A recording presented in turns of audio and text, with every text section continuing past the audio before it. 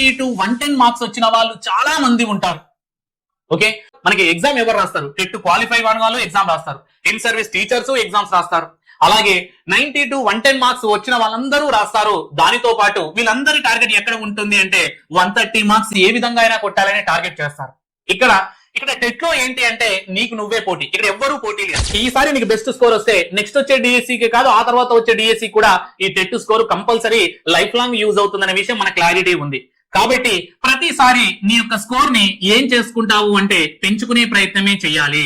Sir నాకు 120 score వచ్చింది సరిపోదా అంటే నువ్వు లాస్ట్ డిఎస్సిని ఆల్రెడీ నువ్వు చూసే ఉంటావు. మరి 120 స్కోర్ సరిపోయిందా? నిన్ను నువ్వు క్వశ్చన్ వేసుకో. ఎస్, నీకు వచ్చిన 120 స్కోర్ సరిపోయిందా? నీకు వచ్చిన 110 స్కోర్ సరిపోయిందా? నీకు వచ్చిన 105 స్కోర్ సరిపోయిందా? అంటే సరిపోలేదు. కాబట్టి సరిపోలేని ప్రయత్నం చేస్తున్నప్పుడు సరిపడే విధంగా ఆ ప్రయత్నాన్ని నువ్వు మలుచుకోవాలి. సో ఆ ప్రయత్నంలో నువ్వు ఎక్కడ వెనకడుగు వేయొద్దు. కాబట్టి స్కోర్ అనేది 130 వచ్చేంత వరకు పోరాడడంలో తప్పేం లేదు అంటాను. ఎక్కడ అలసిపోవద్దు. ఎక్కడ నువ్వు రెస్ట్ తీసుకోవాలంటే నీకు టీచర్ జాబ్ వచ్చినాక నువ్వు రెస్ట్ తీసుకో. అప్పుడు నువ్వు చక్కగా వెళ్ళి క్లాసులు చెప్పుకో, నీ పని నువ్వు చేసుకో. కానీ అంతవరకు నీ పని ఒక్కటే, స్కోర్ ని ఎలా పెంచుకోవాలి.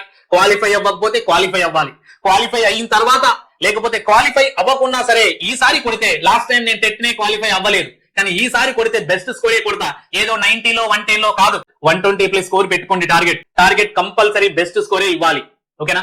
ఎవరెవరైతే మరి స్కోర్ ని 130 to 125 to 130 పెట్టుకున్నారో అందరూ కామెంట్ చేయండి. Yes, my target is this sir అని కంపల్సరీ చెయ్యండి.